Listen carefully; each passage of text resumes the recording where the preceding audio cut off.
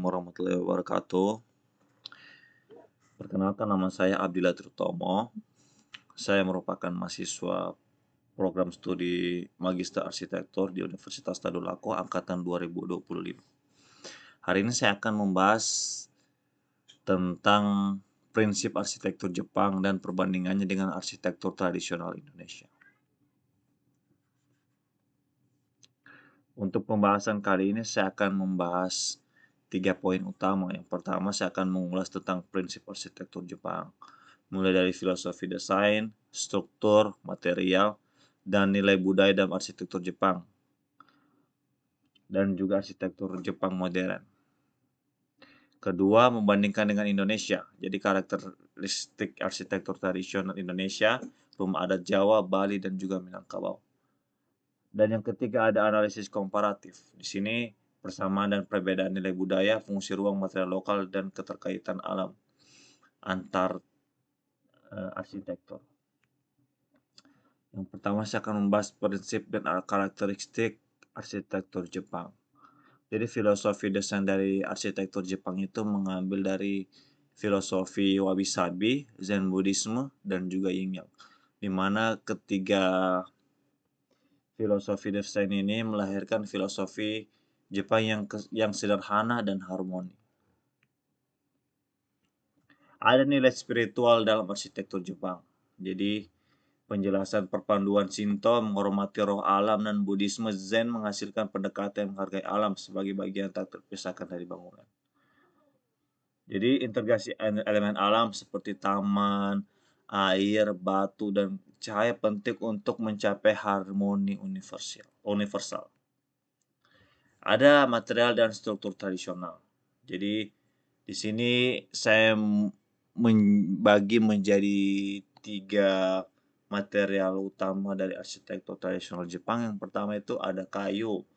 Kayu ini sebagai material utama dari kerangka hingga interior. Jadi khususnya kayu yang digunakan itu kayu cedar atau hinoki atau bangunan suci. Itu digunakan untuk bangunan suci. Serta cemara dan bambu untuk rumah biasa. Ada bambu dan kertas. Di sini bambu dan kertas, bambu digunakan untuk struktur atap dan dinding anyam. Kertas atau wasi dari serat murbei untuk panel shoji yang menyaring cahaya atau partisi geser itu. Dan ada batu dan tanah liat. Di sini batu alam dan tanah liat untuk pondasi dan lantai, memberikan stabilitas struktur untuk arsitektur tradisional Jepang. Jadi ada sistem konstruksi tradisional Jepang. Jadi 2 sistem konstruksi arsitektur tradisional Jepang, yaitu pertama sambungan tanpa paku. Di sini teknik pertukangan tingkat tinggi dengan sambungan kayu kompleks. Sambungan tanpa paku disebut juga chidoric joints. Dan ada fleksibilitas struktur, di mana kerangka kayu dapat sedikit bergerak dan meredam guncangan gempa tanpa runtuh, memberikan ketahanan struktural. Ada juga dari prinsip arsitektur tradisional Jepang ini sangat kuat dengan karakteristik atap Jepang. Di sini ada atap besar dan melengkung, di mana atap menjulang dengan garis melengkung ke bawah di ujungnya, dan overhang lebar melindungi dari hujan dan terik matahari. Dan ada filosofi impermanensi, di mana konstruksi modular lakeway memungkinkan bangunan dibongkar pasang. Seperti kuil Isejingu dibangun ulang setiap 20 tahun, melambangkan siklus pembaruan. Jadi ada juga hubungan indoor dan outdoor dalam arsitektur tradisional Jepang. Hubungan unik ini di mana alam dan arsitektur terus berkomunikasi. Di sini ruang dalam dengan tatami dan shoji. Untuk bangunan penghubungnya sendiri dinamakan dengan engawa. Jadi engawa seperti gambar sebelah kanan ini. Teras itu mereka namakan atau beranda ini dinamakan dengan engawa.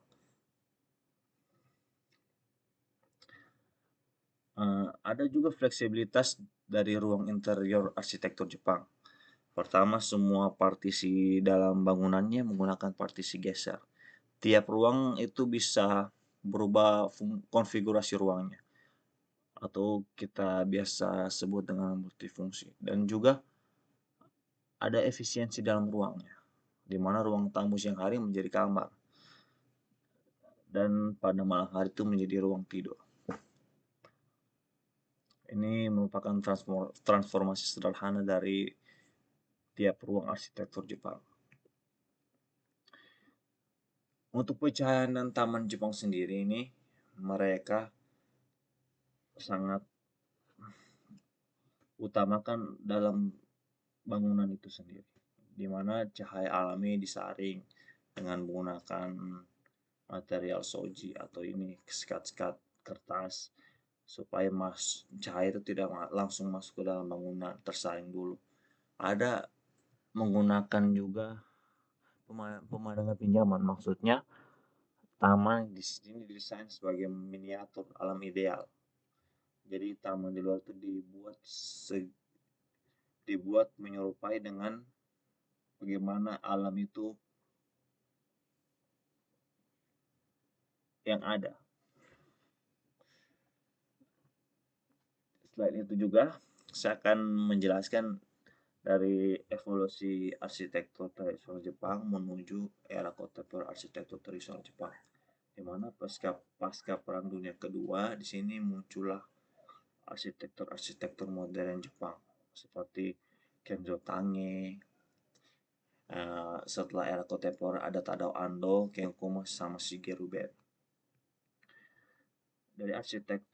Jadi ketiga arsitek Jepang kontemporer ini, mereka melahirkan gaya-gaya arsitektur mereka sendiri, tapi berlandaskan dengan prinsip arsitektur tradisional Jepang seperti Tadao Ando.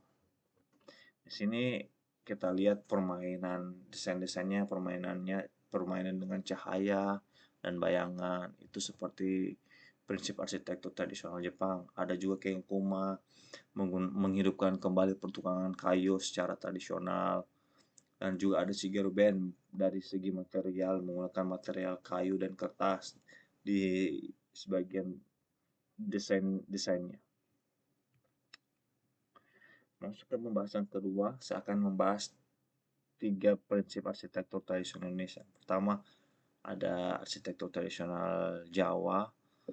Di sini saya akan membahas rumah joglo. Ada arsitektur tradisional Bali dan juga ada arsitektur tradisional Minangkabau. Pertama, arsitektur tradisional Jawa atau rumah joglo. Di sini arsitektur tradisional Jawa mengambil prinsip desain filosofinya ada 3. Pertama, ada kosmologi, di mana rumah sebagai jagat cilik yang selaras dengan jagat gede atau alam semesta. Ada bentuk atap, jadi bentuk atap itu dasarnya dari penuhun menjulang seperti gunung, terinspirasi punden berundak dan candi Hindu. Dan juga ada tiang Sakaguro, di mana 4 tiang utama di tengah berdiri di atas umpak batu. Jadi ada juga filosofi desain dari arsitektur tradisional Jawa dari segi zonasi. Pertama, masuk dari depan ada pendopo. Jadi berikut skema dari arsitektur tradisional Jawa. Zonasi ruangnya. Pertama, yang nomor 1 itu adalah pendopo, dan yang kedua itu ada perigitan, dan yang ketiga itu ama dalam. Jadi apa itu pendopo? Jadi pendopo itu merupakan ruang depan terbuka untuk keperluan umum seperti tamu, pertemuan, pertunjukan seni, dan upacara sosial. Ada peringitan, jadi serambi penghubung antara ruang publik dan ruang privat. Dan ada oma dalam. Jadi oma dalam ini rumah dalam yang privat. Jadi betul-betul pembagiannya mereka ini sesuai dan mencerminkan dari pandangan hidup orang Jawa. Ada sendiri arsitektur Bali. Jadi arsitektur Bali mempunyai 3 prinsip dasar. Yang 3 prinsip desain filosofinya, yaitu pertama ada parahyangan, ada pawongan, dan palemahan. Jadi parahyangan di sini hubungan harmonis manusia dengan Tuhan melalui area suci. sangga atau merajan. Ada pawongan, jadi hubungan harmonis manusia dengan sesama dalam kehidupan komunal. Dan juga ada pelemahan, jadi hubungan harmonis manusia dengan alam dan lingkungan sekitar. Ini merupakan dasar dari desain filosofi dari arsitektur Bali. Jadi ketiga tadi itu dituangkan dalam zonasi ruang. Ada zona utama atau zona suci, ada zona madya, dan juga ada zona nista, di mana tiap ini mempunyai fungsi sendiri. Kayak zona utama atau suci ini arah suci untuk bangunan keluarga. Terus ada zona madya, ini untuk balai-balai tempat tinggal di zona tengah. Dan juga ada zona nista. Zona nista ini dapur dan lumbung dekat arah laut atau kelot. Atau zona luar dari penunjang aktivitas utama. Dari zonasi ruang tadi, dari zonasi pembagian tadi muncullah zonasi ruang-ruang utama dari rumah arsitektur tradisional Bali. Berikut bagannya.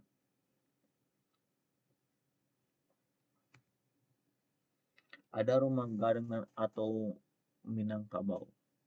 Jadi mengambil filosofi desainnya, yaitu mengambil filosofi alam dan sistem matrilineal,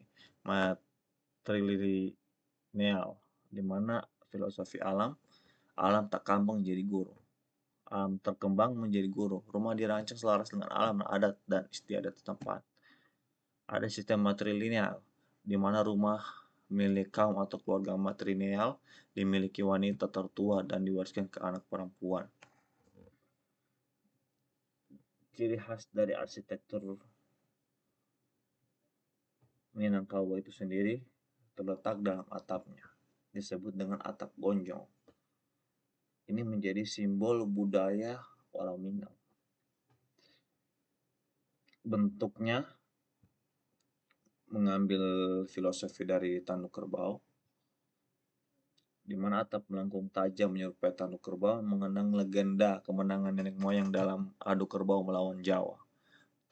Kedua ada identitas budaya atau gonjong. Ujung atap puncing, jadi berlapis-lapis melambangkan identitas budaya dan kebanggaan suku Minangkabau. Ada juga fungsi adaptif, di mana kemiringan curah membantu membuang udara panas dan mengalirkan air hujan deras dengan cepat.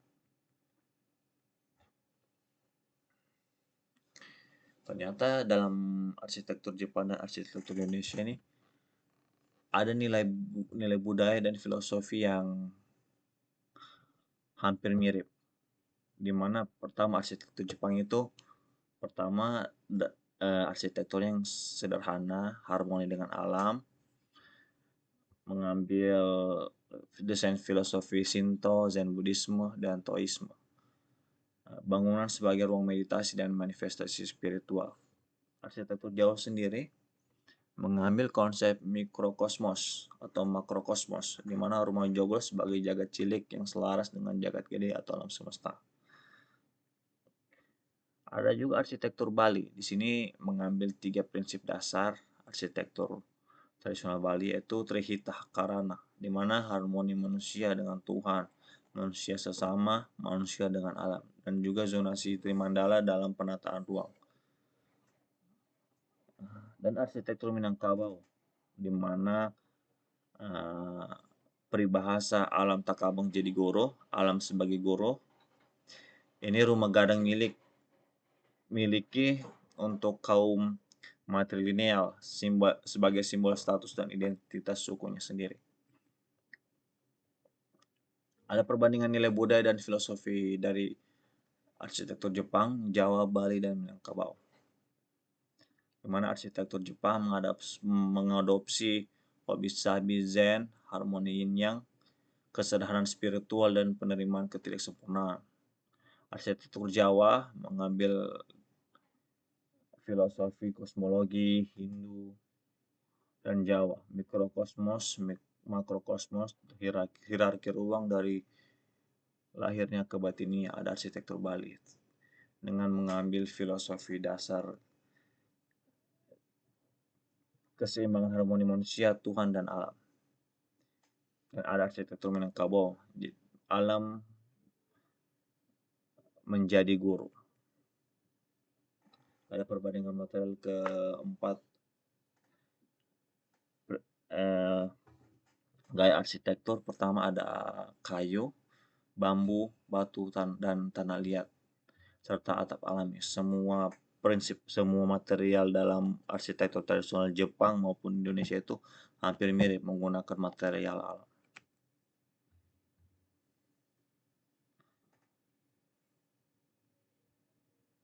Jadi keempat arsitektur Jepang, Jawa, Bali, dan juga Minangkabau ini sama-sama mengadopsi filosofi dari keterkaitan dengan alam, di mana memanfaatkan cahaya alami, mengorientasikan ke arah suci, menggunakan ventilasi silang, integrasi dengan alam.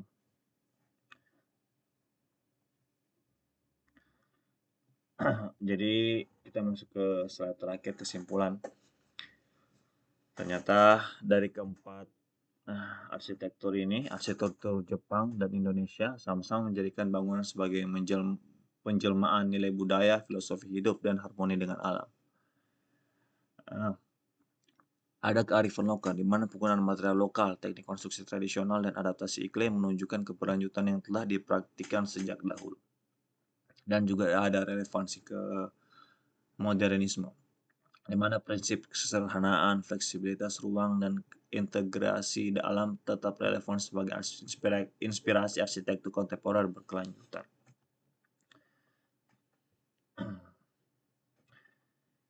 Mungkin sekian presentasi saya. Terima kasih. Ini ada sedikit kutipan dari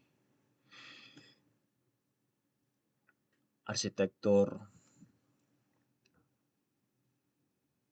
Jepang. Sekian.